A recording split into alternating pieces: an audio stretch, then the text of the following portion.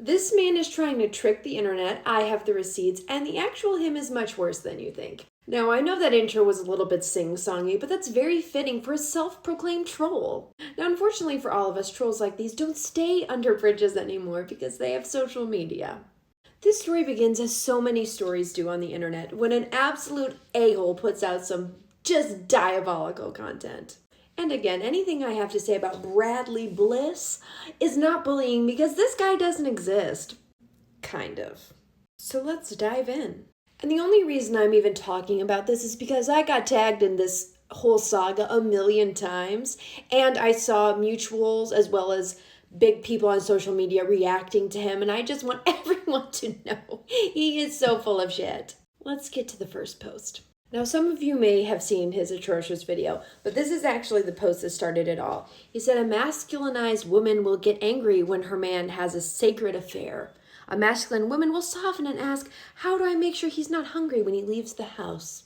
Obviously, if this were real, I would have a lot to say about it, but it's not, so let's keep going. In response to this, someone commented, 4B movement. Now, if you don't know what the 4B movement is, it's a movement in South Korea where women are basically saying, no more men. We're not dating you, we're not associating with you, we're done. Essentially, we're not fighting the patriarchy, we're leaving it behind. Also, this is an article from The Cut, and it's really good. The whole idea of it being that men are essentially beyond redemption in their culture.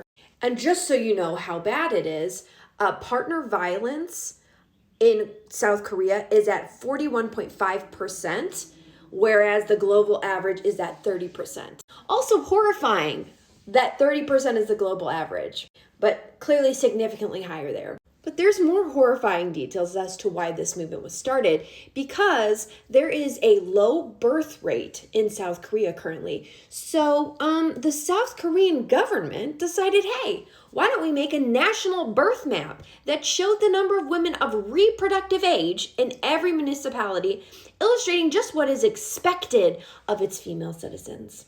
As in, we know you're the age to give birth and we expect that you do. Obviously, the vibe is very Handmaid's Tale and horrifying.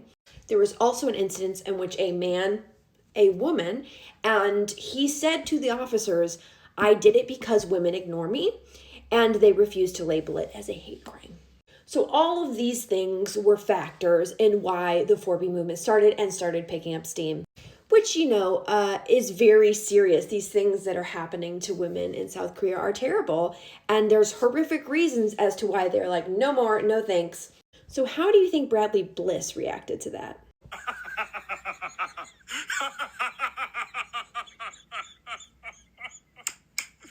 So for those of you who don't know what 4B is, 4B means that it's a movement that was started in South Korea of women refusing to date men. Do you really think you can fight biology? I'm a 3% man, meaning I'm more conscious than most men and I'm more attractive than most men. I'm not saying that I'm the most attractive man, but I'm up there, and you think that your 4B movement will stop women from dating me? That's all I can take of that. So obviously people saw that and were disgusted and alarmed and had big responses to that. And just for fun, you may have heard him say a 3% man. You're like, what does that mean? Because normally they're like, I'm the 1%. 3% is referencing a very specific guy. So this is a book by Corey Wayne, How to Be a 3% Man. Would you like to guess what he looks like? 1, 2, 3, get it in your head and yep. And in case you may be saying you're being mean, let's look at an excerpt from his book. This is a review by another dude bro, of course, because he was reading it, where he says, Corey Wayne shares a lot of examples from his dating stories and how to be a 3% man. For example, a girl called him before his date, and she said she had to go grocery shopping before their date. But Wayne told her he was going to be there at 7 p.m. and expected her to be there. When she said, I might not be there, he said, then I'll take your mother out. How refreshing. And that's what I was going to do a video on. But the more I watched his stuff, the more I realized something's off. He told a story about how he had a client that I think paid him like $15,000 a month, and how dare she got sick and couldn't make that payment, and he wanted to sue her, and then mentioned it was partly because she needed chemo, which again, super funny to make jokes about someone being on chemo. And that's when I was like, okay, this dude is satire. Also the hat. But something was bothering me, and it was the fact that he really knew the verbiage to use when speaking like a spiritual man. Just so you know, when he's not cosplaying as the kind of misogynist side of this character, he's talking about how he's attracted to some of his clients that are women. And he gives them massages down there. But again, like some of the things he was saying, I was like, I'm pretty sure this dude is in those circles. So I did a little digging. So I keep looking at his social media, and I realize like he has content as far back as 5 years. Like, here we go. Look at all this content.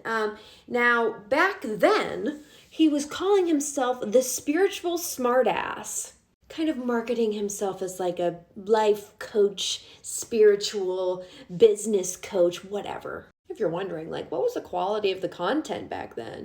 Yeah, it's my personal choice to change my gender every month, sometimes twice a month. And if you get my pronouns wrong, you will be penalized. So the first month in office, she locked up my black friend for internalized racism. She locked up my grandfather, who fought in World War II in the U.S. military, for being a Nazi. Now, I should have teed that up by saying, he was saying, like, this is what would happen if you put in a social justice warrior instead of Donald. Just top tier content. And if that didn't give you enough of a flavor of what type of dude this is, listen to the way he used to start his podcast, which shockingly was, "Sorry I offended you." Like, come on. The actual reality is better than the satire. But I digress. Listen to this. This is the Sorry I Offended You podcast. If you get offended by revolutionary ideas, hypermasculinity, wrongthing, sexual references, or success in general, then I please advise you to still leave a 5-star review so people who don't have a stick up their ass can still find me. I am your host, Brandon Marshall Havener, aka the Spiritual Smartass. Let's dive into the shenanigans and motivational fuckery for today.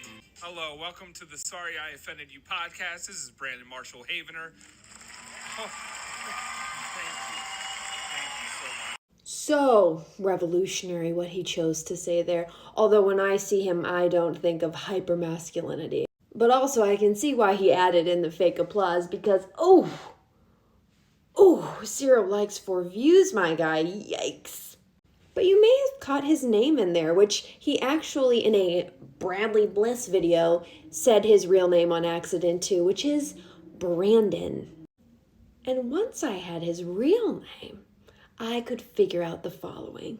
No, I'm not about to dox this dude, but I am about to tell you what I found on his Facebook page. The shit I found. For anyone who was wondering, like, why would he be doing this?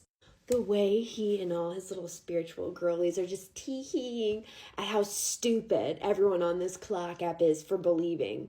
My goal is to have people questioning if I'm satire or not 100 times before they finally catch on, and even then they have the lingering, haunting thought that it could still be real. Here's another one. I didn't think I'd have to pretend to be a narcissistic cheater in order to go viral, but life is full of surprises. Here's more teeing. Oh my god, how am I pulling this off? This is a response video. Warning from Bradley Bliss, don't look at the eclipse. Now here's where things get wild in my opinion, because he is claiming to be like a spiritual guy, like a life coach, a business coach from what I can tell. And a lot of his followers are women. And they're watching this guy pretend to be this character who is saying really like anti-women things and being horrible and upsetting women. And this is their response. It's hilarious, but also telling how there are women, in quotations, whatever that means, actually harassing your alter ego. Yikes. Times like these, I'm once again torn about not having that app. He responds, "It's wild. I think like, wow, if Bradley was real, this over-the-top hate, I hope somehow I can pattern interrupt them to snap them out of it." And I'm like, what is going on here? You're pretending to be a terrible dude. You're saying terrible things about women. Women are responding to that. And then you're like, oh my God, if he was real, I would feel so bad for him. I want to snap them out of it? The only takeaway I have from that is like, you don't want them to be against anti-woman content? Because that's what they're having a problem with. That's the content they're pushing back on. But it gets weird. Here's 2 other women. Your IG followers are attacking me, so I'm going to stop playing along. Like, they are actively helping him manipulate women, primarily, on the internet. And then another woman says, oh, shit. Like, separate woman. I'm waiting for them to find my account because it's all about femininity and women empowerment. How can your page be about women empowerment when you are actively assisting this man in upsetting women on the internet? The disconnect, I just don't understand. And again, they're not like arguing over something political. He's not like pretending to be a woke person and then people are clashing with that. Like literally he's just being anti-women and women are like, hey, knock it off. So other women being like, I'm all about femininity and women empowerment while assisting him.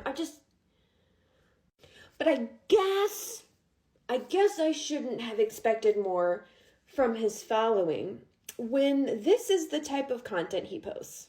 Humor dead. Social justice warriors. Ben Stiller refuses to apologize for Tropic Thunder and says he's proud. That was a very spiritual of you. Let me introduce you to my friend. I don't give an Ephosaurus. Stop giving me your toughest battles. The enemies I gave you are fat, I'm sure you can fill in the blank there, infertile demon worshippers that make no attempt to hide their true nature or deceive you, and all you have to do is oppose them. Like, not even physically attack them, just ridicule them, and they'll be humiliated. I don't know how to give you easier battles. And of course, just like anti-jab, anti-mask, anti-trans, like just what you would expect. But that was, of course, the older aspect of the page when he would just post these horrible memes. Which, again, so refreshing. I'm glad he talks about how revolutionary he is. But let's jump back to Bradley Bliss because guess what? The saga's not over. It's not enough for Brandon to be Bradley Bliss. He now is going to come on as this guy, which is, I think, going to be under his name of Brandon, and pretend to be his own twin brother. Yep, I want to apologize for my brother Bradley's actions this past week. Really going all in here. But I guess if the only way you can get like a lot of social media buzz is through, pretending to be a woman hater online and then pretending to be your own twin brother, you gotta do what you gotta do, I guess. And again, I would be like, how is this guy spiritual? Like, how, the guy that does this, like, how can he think he's enlightened? But as he said, don't give a Ephosaurus.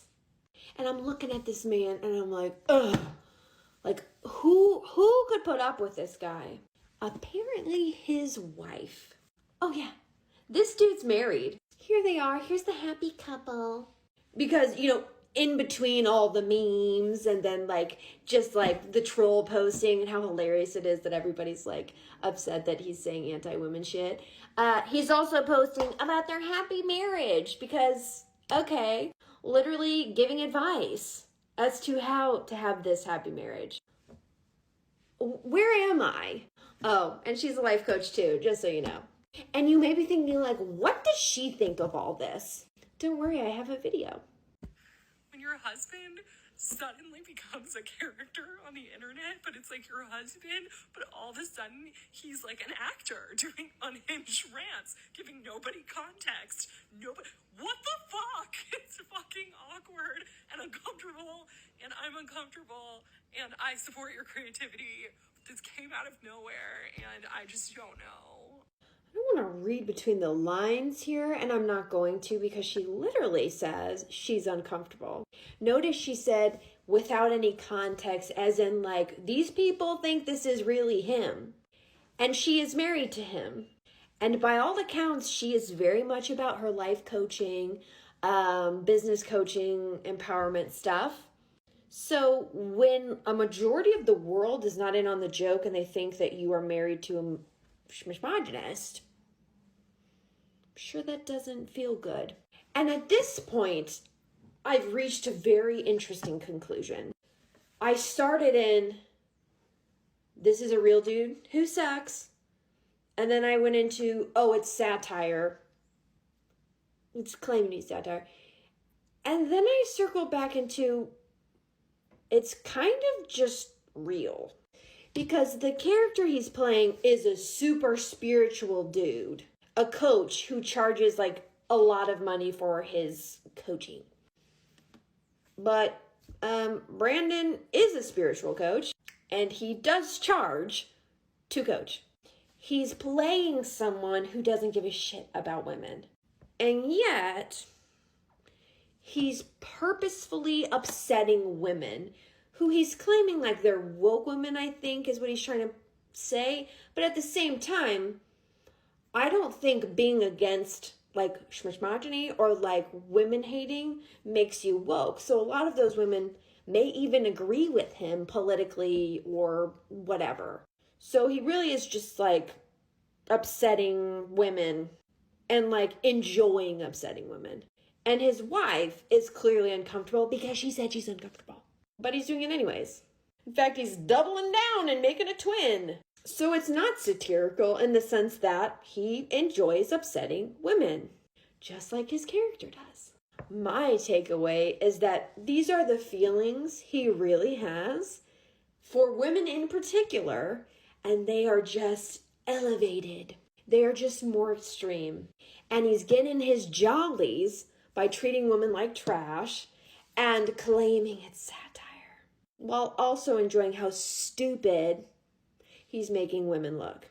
But when you're playing a dude that exists in this world, when you're embodying an energy that literally we see all the time online, like that laugh video, the vibes were this guy. So yeah, people believed you.